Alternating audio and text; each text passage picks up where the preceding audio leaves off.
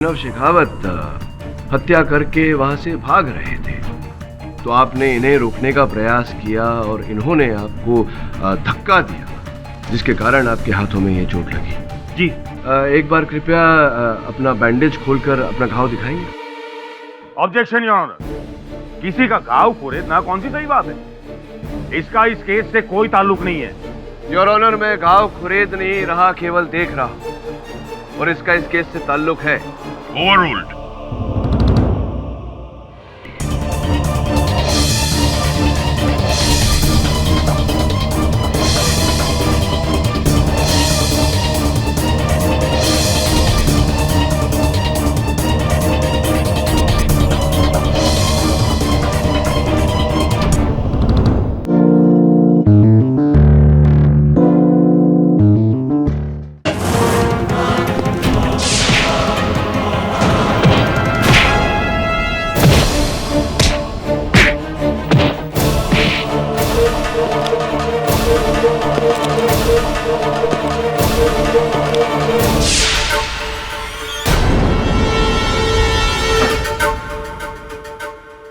क्या हुआ?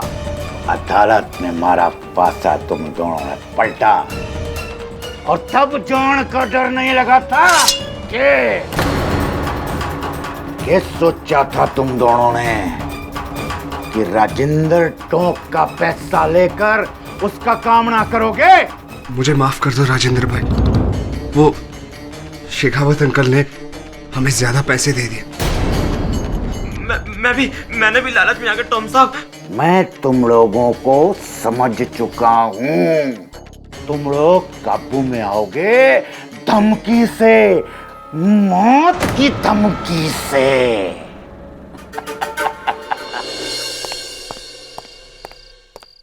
सर, उस जासूस लश्कर सिंह के ऑफिस फिर गया था, अभी भी ताला लगा हुआ है। मुझे तो लगता है वो कहीं भाग गया है। लश्कर सिंह का मिलना बहुत आवश्यक है, नहीं तो प्रोसिक्यूटर देसाई पिताजी और मेरे बीच के बैर का फायदा उठाएगा, और इसमें नुकसान मेरे भाई का होगा। पर सर, 12 साल पहले आप अपने फादर के खिलाफ केस लड़े थे। वरुण, ये कहानी 12 वर्ष पूर्व उस केस की नहीं है। ये कहानी मेरे कॉलेज के दिनों से शुरू हुई थी। मेरे पिताजी इस शहर के सर्वश्रेष्ठ उद्योगपतियों में से एक थे। स्पष्ट है कि बड़ा बेटा होने के नाते वो चाहते थे कि मैं उनका उद्योग संभालूं, काम में उनका हाथ बटाऊं, किंतु मुझे वकालत करनी थी। वकील बनने के लिए सबसे पहली पैरवी मेरी माताजी ने की थी। अगर वो वकालत पढ़ना ही चाहता है तो पढ़ने दीजिए, एक दिन बहुत बड़ा वकील बनेगा तो आप ही का नाम रोशन होगा। मेरा नाम रोशन करने के लिए मुझे अपने सिवा किसी और की जरूरत नहीं है। मेरे बेटों की मोहताजगी नहीं चाहिए मुझे।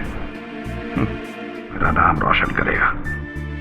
इतना करोड़ों का कारोबार है हमारा, वो छोड़ के वकील खेलने के चक्कर में पड़ गए साहबजादे। खैर, अब तुम माँ बेटे ने तय कर ही लिया है तो ठीक है, बनने दो उसे वकील। वैसे भी हमारी कंपनियों में हमें अच्छे भरोसेमंद लॉयर की जरूरत तो पड़ती ही रहती है। लेकिन हाँ, उसे कह देना कि जैसे ही पढ़ाई खत्म हो वो सीधा मेरे पास आएगा और कहीं नहीं जाएगा। वादे अनुसार मैंने वकालत पूरी करने के बाद पापा की कंपनी ज्वाइन की। उनके कंपनी में वकील बन गया।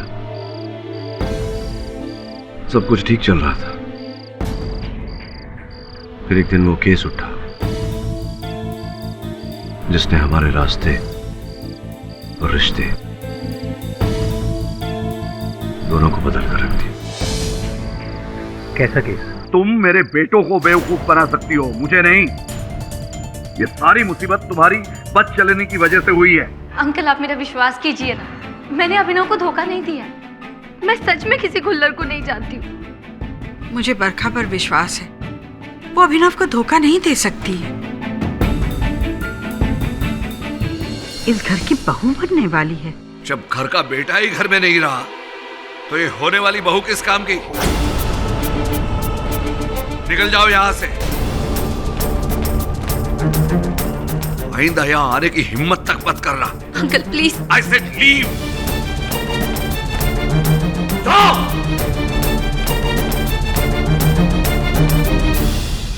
आप इन्हें समझाइए ना। वो मेरा वकील है, उसके सामने गिड़गिड़ाने से कुछ नहीं होगा।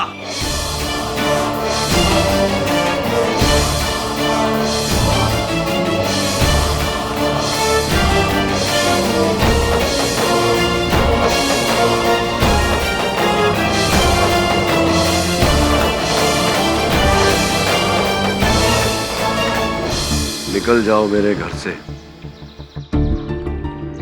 ये मिस्टर शेखावत का तकिया कलम बन गया। इससे आपको क्या लगता है बरखा सच बोल रही है? पता नहीं, सच बोल रही है झूठ इसका पता लगाने का एक ही तरीका है। मिस्टर खुल्लर के बंगले पे जा और वहां देख कि बरखा के वहां होने की कोई निशानी मिलती है या नहीं। Right sir. क्या काम से? जी मेरा नाम वरुण है, केडी पाठक असिस्टेंट हूँ मैं। उन्होंने ही मुझे यहाँ भेजा। शेखावत के बेटे? जी हाँ। यहाँ एक सिक्योरिटी गार्ड था उजागर सिंह, वो नहीं दिख रहा। 2 दिन हो गए छुट्टी पे। और घर पे कोई है? कोई ना।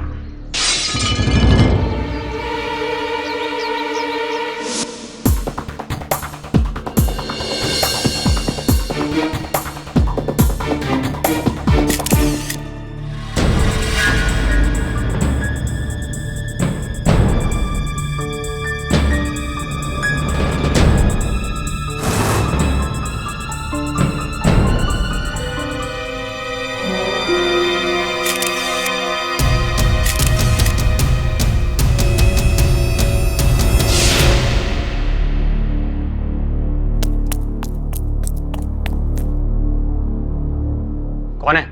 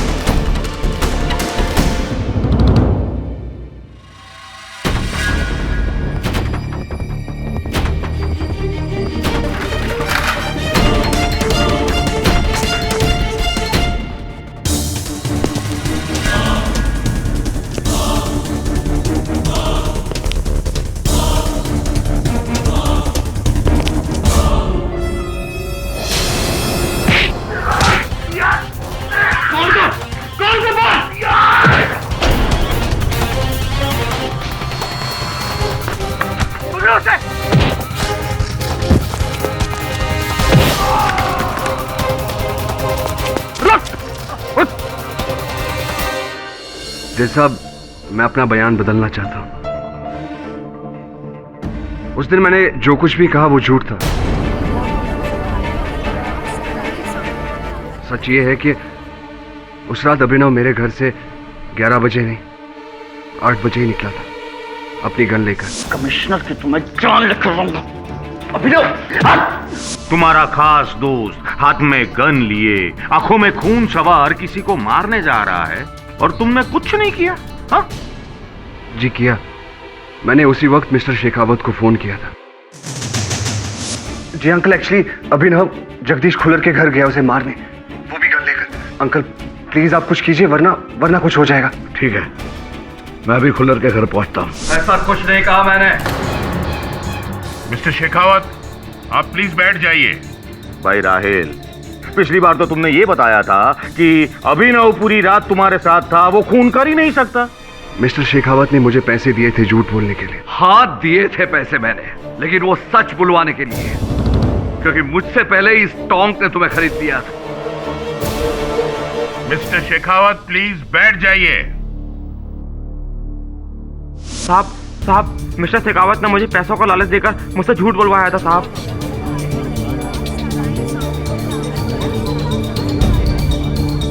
अब मुझे ये बताओ कि क्या हुआ था उस रात को, बताओ। साहब, उस रात मैं गेट पर ड्यूटी में ही था। यही थे जिन्होंने उस दिन घर के अंदर घुसकर मेरे साहब पर गोली मारी। और उस समय साहब इनके कपड़ों में खून भी लगा हुआ था साहब। और एक बात सर, उस दिन बंगले पर एक आदमी और आया था। कौन? वो मिस्टर शेखावत।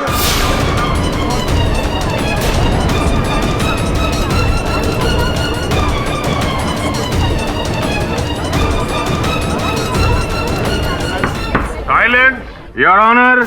अब तो क्लियर हो गया है कि मिस्टर अभिनव ने ही मिस्टर खुल्लर का खून किया है और इस केस को शुरू से ही दबाने की कोशिश कर रहे थे मिस्टर शेखावत। पहले अपने बेटे का साथ देकर, उसके बाद इसे मौका वारदात से भगाकर और अब गवाहों को खरीद कर। वाह मिस्टर पाठक, वाह, कमाल की रंगीन फैमिली है आपकी।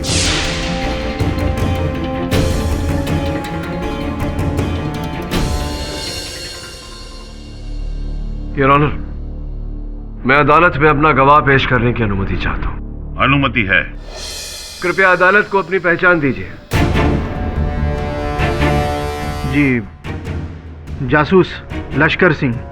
लश्कर सिंह जी, 8 जनवरी को मेरे मुवक्किल श्री अभिनव शेखावत आपके कार्यालय आए थे एक केस को लेकर। आए थे? जी। क्या केस था? ये चाहते थे कि मैं इनकी मंगेतर बरखा जी का पीछा करूं। इन्हें शक था कि बरखा जी का किसी के साथ चक्कर है। इस बात की खोज की आपने? जी। क्या परिणाम निकला आपके खोज का? अभिनव जी का शक सही था। बरखा जी का deputy municipal commissioner mister Khullar के साथ कुछ चल रहा था। Point to be noted your honour. Lashkar Singh जी, इस केस में आपकी गवाही शुरुआत से अहम रही है। इतने दिन कहाँ लापता हो गए थे आप? जी, मैं भाग गया था डर के मारे। किस बात का डर था? दरअसल जिस रात मिस्टर खुल्लर का मर्डर हुआ, उस रात मैं उनसे मिलने उनके घर गया था। खुल्लर साहब, खुल्लर साहब।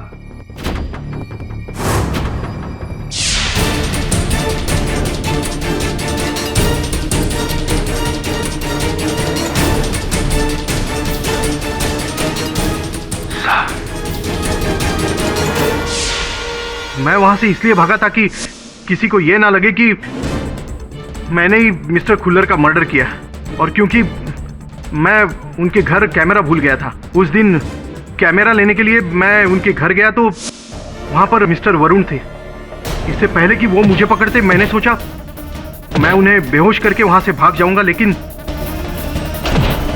आपने अभी तक हमें ये नहीं बताया कि आप वहां गए क्यों थे? जी, उन्हें ब्लैकमेल करने। क्या है कि मेरे पास उनकी और बरखा जी की कुछ तस्वीरें थी। अगर वो अभिनव जी से मुझे ज़्यादा पैसे देंगे तो मैं वो सारी तस्वीरें मिटा दूंगा ताकि किसी को कुछ पता ना चले। हाँ, लेकिन जब मिस्टर खुल्लर ने आपकी इस धमकी को मानने से इनकार कर दिया तब आप भड़के, आप दोनों के बीच में हाथापाई हुई और आप ही ने उनकी नहीं सर, मैंने उन्हें नहीं मारा, कसम से।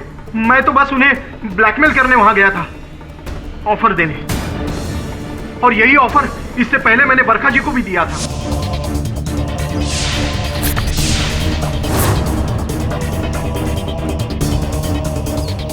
फाड़ दीजिए मैडम, कॉपीज ही तो है, ओरिजिनल तो मेरे इस कैमरे में कैद है। तो बोलिए, ऑफर मंजूर है या? मैं तुम जैसे इंसान की धमकियों से नहीं डरती, समझे? अभिनव को मैं अपनी तरह से हैंडल करूं। Get lost. एक छोटी सी समस्या है लश्कर सिंह जी। बरखा जी का ये कथन है कि आपसे मिलना तो दूर, वो मिस्टर खुल्लर को जानती तक नहीं थी। झूठ बोलती है सर वो। मेरे पास तस्वीरें हैं उनकी और खुल्लर जी की। नहीं तो कहाँ है वो तस्वीरें? वो मैंने डर के मारे जला दी ताकि मेरा नाम खुल्लर जी के साथ कनेक्ट ना हो। तो जो ओरिजिनल फोटोग्राफ्स थी वो किसी डिस्क पर थी, चिप पर थी, कहाँ थी? मेरे कैमरे में कैद थी, वही कैमरा जो मैं खुल्लर जी के घर पर भूल आया था। और ढूंढने पर भी आपको नहीं मिला होगा कैमरा? जी नहीं। योर ऑनर, विचित्र बात यह है कि वो कैमरा पुलिस को भी मौका वारदात से बरामद नहीं हुआ, जिसका अर्थ ये होता है कि कोई व्यक्ति वहां उस कैमरा को ढूंढने गया था और उसी व्यक्ति ने वहां से उस कैमरा को ओझल किया है। जी, मैं जब मिस्टर खुल्लर को जानती ही नहीं तो मैं उनके घर कैमरा लेने कैसे जाऊंगी? नहीं नहीं नहीं नहीं, आप जानती थी ना उनको, क्योंकि लश्कर सिंह जी के कथन के अनुसार आप थी उन तस्वीरों में जो लश्कर सिंह जी ने खींची थी, और वो कैमरा खुल्लर साहब के घर पर वो भूल आए थे, तो आप वो कैमरा लेने गई थी ना वहाँ? जी नहीं। नहीं, आप गई थी? नहीं। आप नहीं गई? नहीं। आप कभी खुल्लर साहब के घर नहीं गई? जी नहीं। आयुषो? हाँ। तो ये बताइए बरखा जी, खुल्लर साहब के घर के कूड़ेदान में से ये टिश्यू बरामद हुआ जिस पर किसी महिला के होठों का रंग लगा हुआ है, इसकी फोरेंसिक जांच करने पर पता चला कि इसका डीएनए आपके डीएनए से मैच हुआ। ये कैसे संभव हुआ जब आप वहाँ गई ही नहीं? तो हाँ, ये टिश्यू मेरा ही है, पर हो सकता है उसे किसी ने जानबूझ के वहाँ फेंका हो। इन्हें फंसाने के लिए। अच्छा अच्छा अच्छा, ठीक उसी प्रकार से जिस प्रकार से मिस्टर शेखावत को फंसाने के लिए इनके कोट का बटन वहाँ मौका वारदात पर डाला गया था। वैसे मिस्टर पाठक, आपके पिताजी तो फंस चुके हैं, अब आप बरखा जी को क्यों फंसा रहे हैं? क्योंकि मिस्टर देसाई, या तो लश्कर सिंह जी झूठ बोल रहे हैं या बरखा। मैं ये समझ नहीं पा रहा हूँ कि दोनों में से झूठा कौन है। जी, मैं सच बोल रही हूँ, मेरा उस खुल्लर से कोई लेना देना नहीं है। हाँ, ना कैमरा है ना तस्वीर है, फिर साबित कैसे करेंगे? हाँ योर ऑनर, कैमरा भी था और चित्र भी है, केवल चित्र नहीं चलचित्र है यहाँ। लश्कर सिंह ने अपने कथन में कहा था कि उन्होंने बरखा जी और खुल्लर साहब को आमेर रोड के सनशाइन रेस्टोरेंट में 10 जनवरी को दोपहर 2:30 बजे देखा। वहां के सिक्योरिटी कैमरा की फुटेज अदालत में चलाने की अनुमति चाहता हूं। अनुमति है।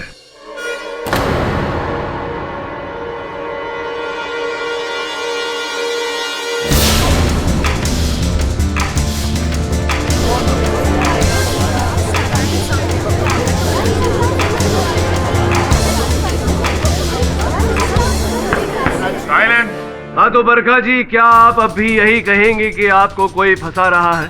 जी हाँ, मेरा जगदीश के साथ अफेयर था।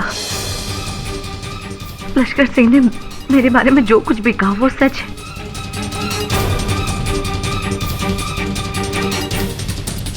मैं मानती हूँ मैंने अभिनव को धोखा दिया, पर मैंने किसी का खून नहीं किया। She's lying, धोखेबाजी, झूठी है ये। ऐसे मत कहो अभिनव, मैं सच में सिर्फ तुमसे प्यार करती हूँ। प्लीज, ये प्यार का ड्रामा बंद कर दो प्लीज। देखो अभिनव, मैं अगर तुमसे प्यार नहीं करती तो शायद वो सारी बातें मैंने पुलिस को अब तक बता दी होती, पर मैं चुप थी ना, सिर्फ तुम्हारे और तुम्हारे खानदान की वजह से।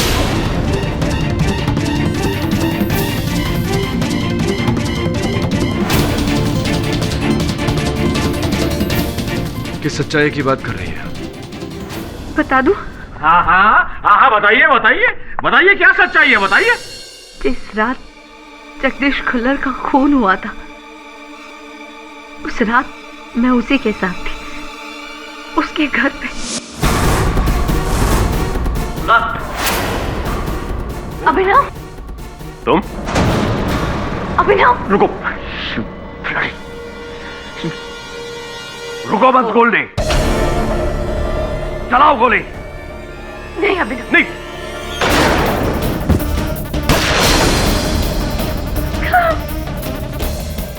जाकर गाड़ी में बैठ जाओ, बाकी मैं संभाल लूंगा। जाओ। और तुम मेरे दोस्त की बेटी हो, इसलिए छोड़ रहा हूं तुम्हें, लेकिन इस बात का जरा सा भी जिक्र कहीं भी हुआ तो तुम्हारी इज्जत की इतनी धज्जियां उड़ा दूंगा कि समेट समेटते तुम्हारा बाप मर जाएगा। झूठ बोली है ये, ऐसा कुछ हुआ ही नहीं था भाई। She is lying.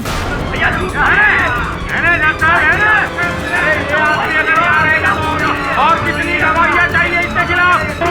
हिरासत में लीजिए इसको, हिरासत में लीजिए इसको, मैं बोलता हूँ।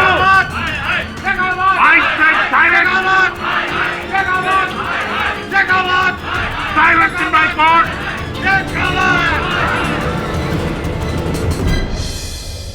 माधव सिंह पिताजी के तेल के कारखाने में काम करने वाला एक मजदूर था। एक दिन मशीन में उसका हाथ आ गया और कट गया। उसके खोए हुए हाथ के लिए मजदूरों ने भारी मांग रखी। हड़ताल पे गए। यूनियन ने पिताजी पर केस कर दिया। मुझ पर केस करेगा? करणवीर शेखावत पर? एक फूटी कौड़ी नहीं दूंगा मैं उसे। उसे पता नहीं है कि मेरा वकील मेरा अपना बेटा है। विलायत से वकालत पढ़ के आया है। धज्जियां उड़ा देगा उसकी कोर्ट में। लेकिन पिताजी, जब ये हादसा हुआ माधव सिंह ड्यूटी पर था और लेबर एक्ट के अनुसार उसका हर्जाना तो उसे देना ही पड़ेगा। कहेगा हर्जाना? अरे अपनी लापरवाही से उसने अपना हाथ खोया है। शराब के नशे में धुत होकर आया था वो ड्यूटी पर। ये बात नहीं जानता था मैं। तो अब जान गए हो ना? तो अब जाओ लड़ो। ये केस एक मिसाल होना चाहिए हर उस मजदूर के लिए जो ब्लैकमेल करने के लिए हमें चला आता है। Go and fight my boy. तहकीकात करने पर पता चला कि माधव सिंह की भूल नहीं थी। वो उस दिन नशे में नहीं था। दोष हमारे ही कारखाने की मशीन्स की थी, जिसके कारण माधव सिंह और उसके 8 सदस्यों का परिवार पाई पाई को मोहताज हो गया। यानी उसे हर्जाना मिलना चाहिए था। लेकिन मैंने जब उनसे ये बात कही तो उन्होंने साफ साफ मना कर दिया। कहा कि अगर मैं केस नहीं लड़ पा रहा हूं तो छोड़ दूं, वो किसी और वकील को नियुक्त कर लेंगे। लेकिन मुझसे यह अन्याय देखा नहीं गया। मैं केस लड़ा, लेकिन माधव सिंह की ओर से। अपने पिताजी की कंपनी के अगेंस्ट? हाँ, केस जीतकर मैंने माधव सिंह को उसका हर्जाना तो दिलवाया, लेकिन वो जीत मेरे जीवन की सबसे बड़ी हार थी। सबसे बड़ी हार तो उस दिन मेरी हुई। उस दिन मैंने अपने बड़े बेटे को खो दिया और आज अपने छोटे बेटे और पति को खो रही हूं। ऐसा कुछ नहीं होगा। तू चिंता मत कर। मैं बहुत जल्द अभिनव और पिताजी को घर वापस ले आऊंगा। वादा? वादा। और उनके साथ तू भी घर वापस आएगा? वादा? सत्यमेव जयते। सच की हमेशा जीत होती है। यही था ना तुम्हारा नारा। और शायद पिछले 12 साल से तुम ये नहीं समझ पाए कि दुनिया में सबसे बड़ा सच होता है ना अंतरात्मा, ना भगवान, ना आदर्श। सबसे बड़ा सच है पैसा। और वही आज अदालत में तुमने देखा और सुना। तुम्हारे कायदे कानून के झंडे लहराते रह गए और वो टोक सबकी नजरों के सामने अपनी दौलत से पूरी अदालत खरीदता चला गया। और तुम कुछ नहीं कर पाए मिस्टर पाठक, कुछ नहीं। अब तो समझो पैसे का मोल। कैसा मोल? लाखों करोड़ों लोगों के पास में लाखों करोड़ों रुपए मिल जाएंगे, किंतु सत्य कितने लोगों के अंदर मिलता है? जो वस्तु सत्य से पाई जा सकती है वो धन से खरीदी नहीं जा सकती। इंसाफ के तराजू से तोला जाए तो सत्य का वजन धन से कहीं ज्यादा है। ये केस मैं जीतूंगा, आपके ताकत और दौलत के बलबूते पर नहीं, अपने सत्य के आधार पर। देखेंगे आप वंस एंड फॉर ऑल।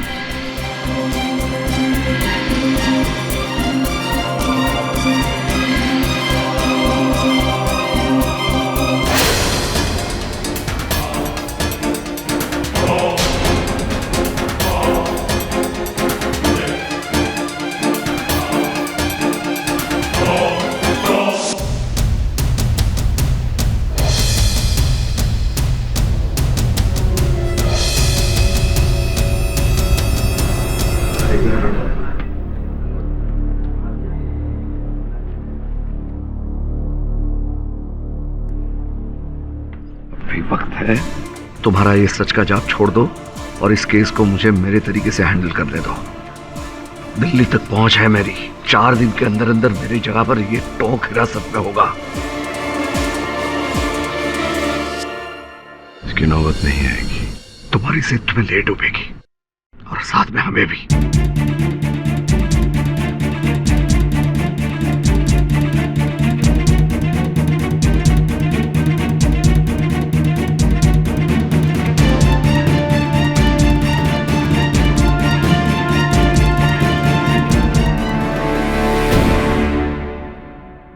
बाद की कार्रवाई शुरू की जाए।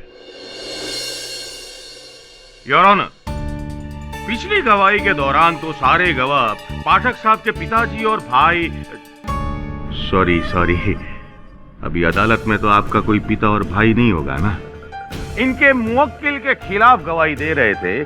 तो अब ये बताइए कि अब आप क्या करेंगे हैं? देसाई साहब, स्कूल में जब कोई प्रश्न मुझे समझ में नहीं आता था, मैं बार बार उस प्रश्न को पढ़ता था जब तक समझ में ना आ जाए और उसके उत्तर तक पहुंचता था। आपने भी यहाँ अदालत में कुछ ऐसे प्रश्न किए हैं जो मेरी समझ में नहीं आए। एक बार फिर उन प्रश्नों को दोहराना चाहूंगा उनके उचित उत्तर तक पहुंचने के लिए। योर ऑनर, सर्वप्रथम मैं उजागर सिंह जी को एक बार फिर कटघरे में बुलाने की अनुमति चाहता हूँ। अनुमति है। उजागर सिंह जी, आपने कहा था कि अभिनव शेखावत हत्या करके वहां से भाग रहे थे, तो आपने इन्हें रोकने का प्रयास किया और इन्होंने आपको धक्का दिया जिसके कारण आपके हाथों में ये चोट लगी। जी। एक बार कृपया अपना बैंडेज खोलकर अपना घाव दिखाएंगे? ऑब्जेक्शन योर ऑनर, किसी का घाव खोरेदना कौन सी सही बात है? इसका इस केस से कोई ताल्लुक नहीं है। योर ऑनर, मैं घाव खुरेद नहीं रहा, केवल देख रहा हूं और इसका इस केस से ताल्लुक है। ओवररूल्ड।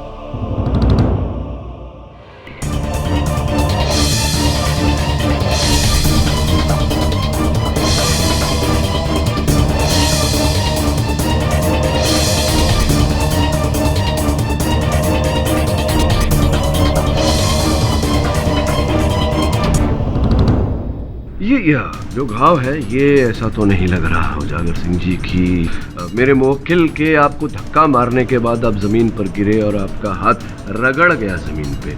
जब जमीन पर हाथ रगड़ता है तो खरोंचे पड़ती है, तो आपका हाथ कटा हुआ है। वैसे भी कुल्लर साहब के बंगले के बाहर जो मिट्टी है वो तो चिकनी है, तो वहां गिरकर हाथ रगड़कर इस प्रकार से कटना तो असंभव बात है।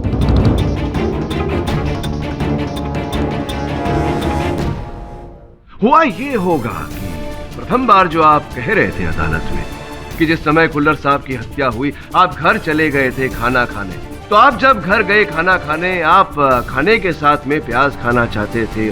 प्याज काटते वक्त आपका हाथ कटा। ये आपसे किसने कहा? आपके पड़ोसी हिम्मत लाल जी ने। वो कह रहे थे कि आप उस रात उनसे दवा और पट्टी मांगने गए थे क्योंकि आपके घर में थी नहीं। इसका अर्थ यही हुआ कि आपका हाथ आपके घर में कटा, तो जिस समय कुल्लर साहब की हत्या हुई आप अपने घर में थे। वो झूठ बोल रहा है। तो क्या आपकी पत्नी रेणुका जी भी झूठ बोल रही है? क्योंकि उनका भी यही कथन है कि जिस समय कुल्लर साहब की हत्या हुई आप ड्यूटी पर नहीं थे, आप घर गए थे खाना खाने। क्या मेरी पत्नी ने आपसे ऐसा कहा? और उन्होंने ये भी बताया हमें कि बहुत ढेर सारे रुपए आपको दिए गए थे झूठी गवाही देने के लिए, अदालत में झूठ बोलने के लिए दे गए थे ना भाई? बोलो, पैसे दिए गए थे या नहीं? बार बार कह रही थी पैसा पैसा पैसा, और जब पैसा लाकर दिया मेरी पीठ में ही छुरा मार दिया। समझाया था किसी से कुछ मत कहना, अपना मुंह बंद रखना, लेकिन वो औरत मुंह बंद न रख सकी। नहीं, देखिए, दोष नहीं देंगे उस बेचारी को, उनका मुंह तो बंद ही था। आपका मुंह खुलवाने के लिए मुझे ये झूठ बोलना पड़ा। खुल गया ना आपका मुंह। चलिए अभी खुले मुंह से बता दीजिए कि किसने रुपए दिए थे आपको झूठ बोलने के लिए, मेरे मुवक्किल के विरुद्ध झूठी गवाही देकर इन्हें फंसाने के लिए किसने दिए थे रुपए?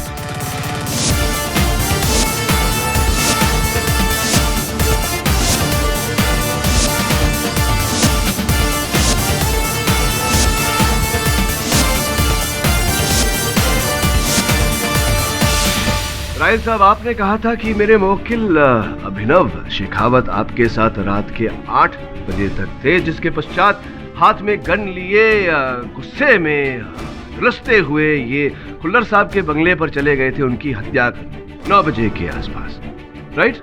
जी। आपने ये भी कहा था कि इनके जाने के तुरंत बाद आपने इनके पिताश्री शेखावत साहब को फोन किया था उन्हें सचेत करने के लिए, ये भी सही है? जी। ये संभव नहीं है राय साहब, क्योंकि आपके फोन कॉल के रिकॉर्ड्स के अनुसार आपके मोबाइल फोन से कोई फोन गया ही नहीं। ये देखिए, उस समय कोई फोन किया ही नहीं गया। वो मैंने सेल फोन यूज नहीं किया था, लैंडलाइन से फोन किया। लैंडलाइन की सूची भी है मेरे पास, ये देखिए। इससे भी श्री करणवीर शेखावत को कोई फोन नहीं किया गया।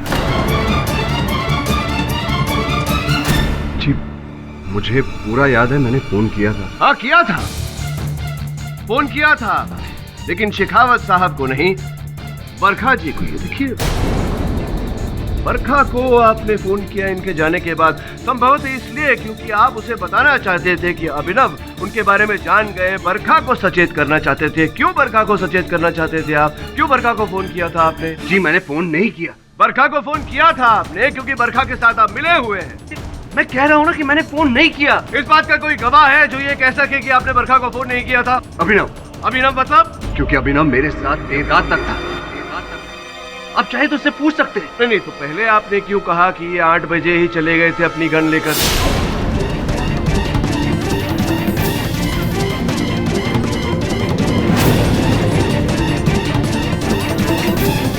मतलब पहले झूठ बोल रहे थे आप? झूठ बोल रहे थे आप? झूठ बोल रहे थे या नहीं? जी। किसके कहने पर झूठ बोल रहे थे? Mister Tom.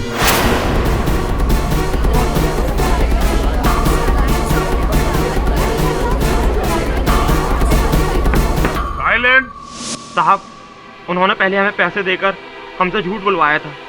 कहा था कि आपसे और पुलिस से पहले हम झूठ कहें। हमारे साहब को उसी लड़के ने मारा। अदालत में छोड़ेंगे नहीं उसे, सच कहेंगे। लेकिन अदालत में आने से पहले मिस्टर शेखावत ने हमें उससे भी ज्यादा पैसे दिए थे, ताकि मैं झूठ न बोलूं और अदालत में सच कहूं। उस रात अभिनव मेरे साथ शाम 7 बजे से तकरीबन रात 11 बजे तक था, और मिस्टर खुल्लर की मौत 9 बजे हुई। तो जाहिर है अभिनव बेकसूर है। पर इसके बाद टॉम सर ने हमारी इतनी धुलाई की कि डर के मारे साहब हमने अपना बयान बदल दिया। और इस बार मिस्टर शेखावत को भी फंसा दिया। तो टोंग साहब, अब तो आप समझ ही गए होंगे कि सत्य की ताकत के सामने पैसों का कोई मोल नहीं। हाँ, मैंने इन दोनों से झूठा बयान दिलवाया था, क्योंकि शेखावत हमारा दुश्मन है और दुश्मन को चोट पहुंचाकर वरने करोड़ों का फायदा होता। हाँ, तो करोड़ों का और फायदा पाने के लिए आपने अपने दुश्मन के सुपुत्र को इस जाल में फंसाया, खुल्लर साहब की हत्या करके। नहीं। अगर मैं कहूं कि हत्या के समय किसी ने आपको खुल्लर साहब के बंगले में देखा था, हाथ में कोल्ट पिस्टल लिए, तो क्या कहेंगे? तो मैं कहूंगा वो आदमी अंधा है। सर जी, मैं बिजनेसमैन हूँ, कोई खूनी नहीं। अच्छा, ये रुमाल फिर आपका खुल्लर साहब के सोफा के पास कैसे पाया गया? सर जी, मैं रुमाल रखता ही नहीं, ये मारा नहीं है। मिस्टर पाठक, आपके तुक्के हर बार हर किसी पे चलने वाले नहीं है। मिस्टर टोंग बेकसूर है। जानता हूँ, ये रुमाल उनका नहीं, मेरा ही है, केवल आजमा रहा था। नहीं, आप इन्हें नहीं, आप हमें आजमा रहे हैं। लेकिन ये मत भूलिएगा कि आपके मुवक्किल पे से अभी तक हत्या का दोष हटा नहीं है। हट जाएगा देसाई साहब। योर ऑनर, पिछली सुनवाई में बरखा जी ने जो कथन दिया था वो मेरी समझ में नहीं आया। विस्तार से उसे समझने के लिए मैं उन्हें कटघरे में बुलाने की अनुमति चाहता हूँ। अनुमति है। योर ऑनर, मैं अदालत को याद दिलाना चाहूंगा कि पिछली सुनवाई में बरखा जी ने अदालत में यह कथन दिया था कि 9, 10 और 11 जनवरी को जब जासूस लश्कर सिंह जी ने इनकी खुल्लर साहब के साथ तस्वीरें खींची थी, उस समय ये जयपुर में ही थी। सनशाइन रेस्टोरेंट के सीसीटीवी कैमरा में जो आपके चित्र हैं खुल्लर साहब के साथ, वो आप ही थी जी। इसका अर्थ ये हुआ कि आप जयपुर में ही थी, किंतु आपने उसकी पिछली सुनवाई में कहा था कि आप जयपुर में नहीं थी। जनवरी 9, 10 और 11 तारीख को आप आगरा में थी। आपने याद है, आपको आपने फोटो दिखाई थी आगरा की, आपकी, आप आगरा में हैं, आपके मोबाइल फोन पर वो तस्वीरें थी, तो वो झूठी थी। हाँ, वो तस्वीरें झूठी थी। तो क्या राहिल खान साहब और उजागर सिंह साहब की तरह आपने भी इनके टोंक साहब के कहने पर झूठ बोला? जी नहीं, मैं मिस्टर टोंग को नहीं जानती। अच्छा, आप मिस्टर टोंग को नहीं जानती, पर आपने तो ये भी कहा था कि आप खुल्लर साहब को भी नहीं जानते, फिर आपकी जान पहचान निकली उनके साथ। देखिए, आप खामखा मुझ पे शक कर रहे हैं। बरखा जी, क्या आपने खुल्लर साहब का खून किया है? जी नहीं, मैंने किसी का खून नहीं किया है। मैं थक गई हूँ ये सब कह के। पसीना क्यों आ रहा है आपको? लीजिए, पसीना पूछ लीजिए। ये जो मैं आपसे जब मिला था, आपसे वार्तालाप हुई थी मेरी, उस समय जब मैंने आपको रुमाल दिया था, आपने दाहिने हाथ से लिया था, इस बार बाएं हाथ से लिया। पाठक साहेब, छोड़ो ने हवे डाबो जमणो दाया बाया, क्या फर्क पड़ता है? हाँ, क्या फर्क पड़ता है, लेकिन फर्क तो आपकी भाषा में पड़ा है, क्योंकि वही तभी जब वार्तालाप हुई थी हम दोनों के बीच, तो आप कुछ ऐसा कह रही थी, खून, खान, खत्म, लेकिन अब आपका उर्दू तलफ़ुज़ जो है वो बिल्कुल साफ है, खून, खत्म, खान। पाठक साहब छोड़ो ने हवे, क्या साबित क्या करना चाहते हैं आप? हाँ छोड़िए ना, भाषा में क्या रखा है, लाइए। असली नाखून है जी। इससे तो फर्क पड़ता है देसाई साहब, क्योंकि तभी जब ही रुमाल मैंने आपको दिया था, भाषा आपकी साफ नहीं थी, तभी आपके नाखून भी एकदम छोटे थे।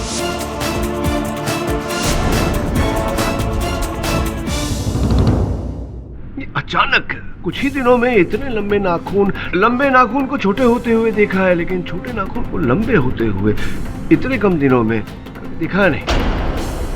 मिस्टर पाठक, आपका इशारा किसकी तरफ है? मैं समझाता हूँ योर। अभिनव, मैं चाहता हूँ कि तुम बरखा से कोई ऐसा प्रश्न पूछो जिसका उत्तर तुम दोनों के अतिरिक्त और किसी के पास ना हो। बरखा, ये बताओ, हम हर साल अपनी एनिवर्सरी सेलिब्रेट करते हैं, जिस दिन मैंने तुम्हें प्रपोज किया था उस दिन की कौन सी तारीख है वो? हाँ, बताती हूँ ना मैं। बताइए, सोच के बताइए, समय लीजिए। हाँ, वो तारीख मैं बस। बरखा, तुम्हें तो याद होना चाहिए ना। बरखा, तुम्हें तो याद होना चाहिए ना। तो स्ट्रेंज, हर साल तुम ही मुझे याद दिलाते, तुम्हें याद कैसे नहीं है ये?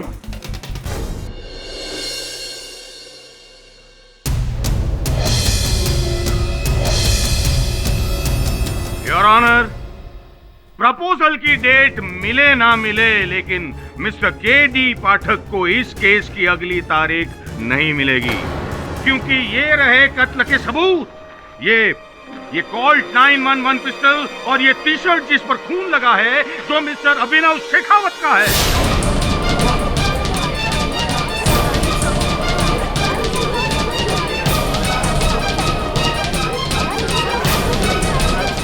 और पुलिस को यह सबूत मिला है मिस्टर के.डी. पाठक की सूटकेस में से।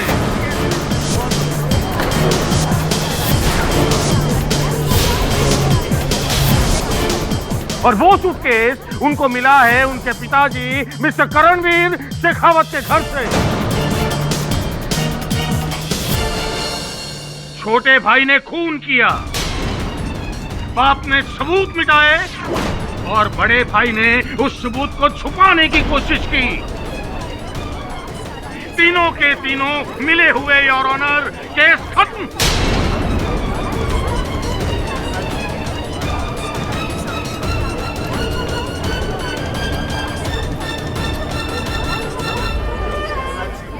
इस नए सबूत की पुष्टि हो जाने के बाद अगली सुनवाई पर अदालत अपना फैसला सुनाएगी। तब तक के लिए यह अदालत मुलतवी की जाती है।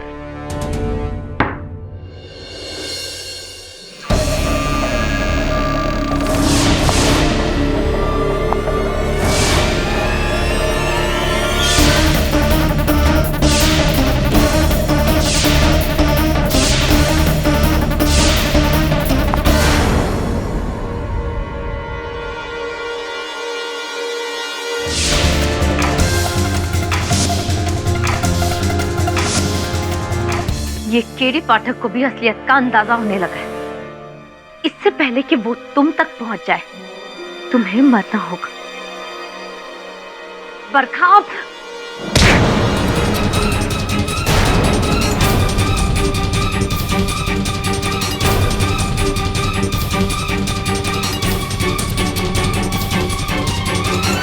आइए इंस्पेक्टर साहब।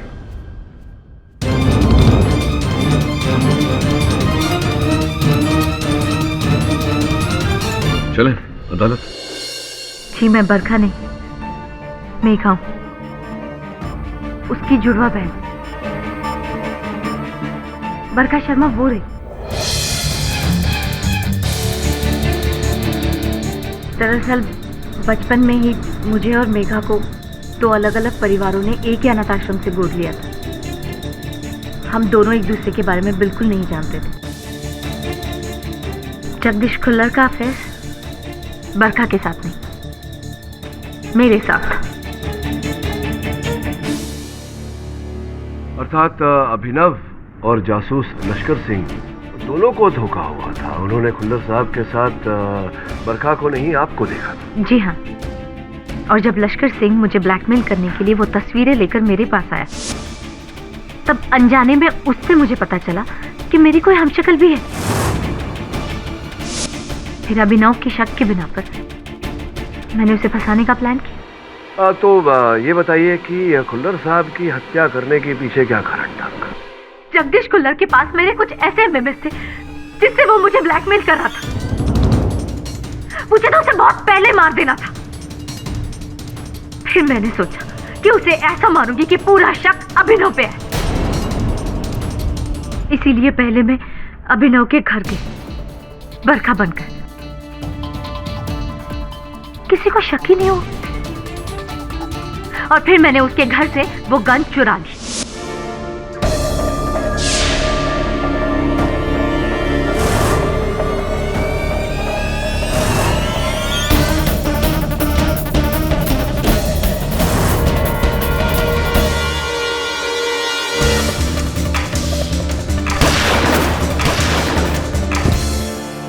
मर्डर के बाद मैंने अभिनव की वो टी शर्ट भी चुरा ली जो उसने उस रात पहनी थी।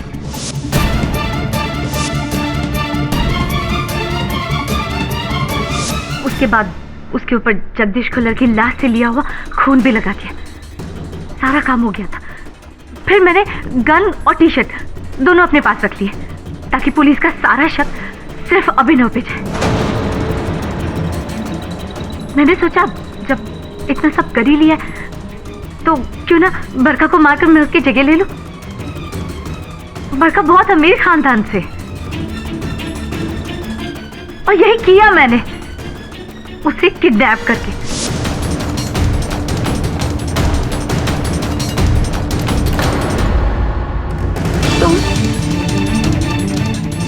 और फिर वो टी शर्ट और गन मैंने आपके सूटकेस में छुपा दी ताकि एक बार वो पुलिस को मिल जाती ना तो अभिनव के ऊपर जगदीश खुल्लर के खून का इल्जाम साबित हो जाता।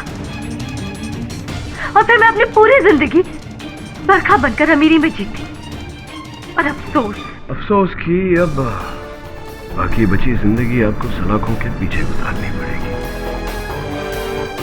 Defence, rest your honour. ये अदालत मिस मेघा को जगदीश खुल्लर के कत्ल के जुर्म में दोषी पाते हुए फौरन हिरासत में लेने का आदेश देती है और मिस्टर अभिनव शेखावत को और करणवीर शेखावत को बाइज्जत बरी करती है। The case is close.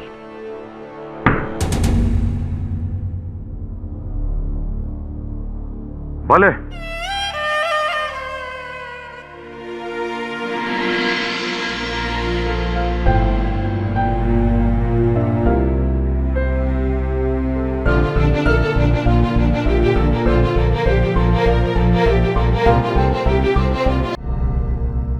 Tickets ले लिए तूने? जी सर।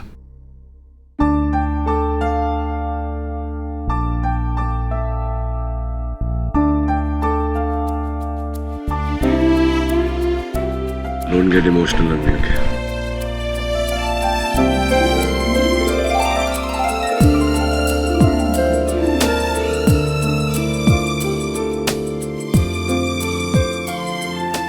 जाना।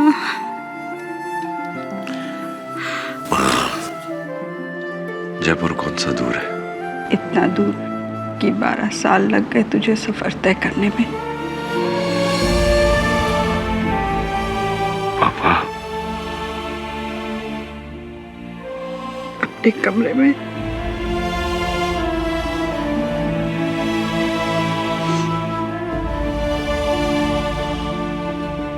अरे अनीसा, स्वास्थ्य का ध्यान रखना।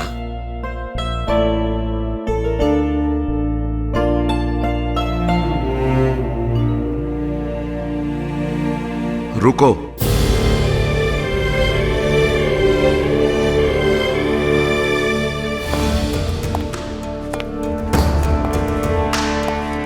चाहो तो रुक सकते हो। शेखावत ग्रुप ऑफ इंडस्ट्रीज को एक सीनियर लॉयर की जरूरत है। टर्म्स, कंडीशंस, तनख्वाह, सब कुछ तुम्हारी मर्जी के। बोलो, क्या कहते हो? आप मेरी जगह होते तो क्या कहते?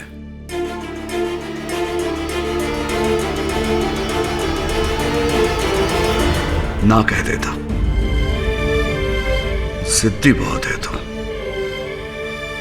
पिता पे गए हो।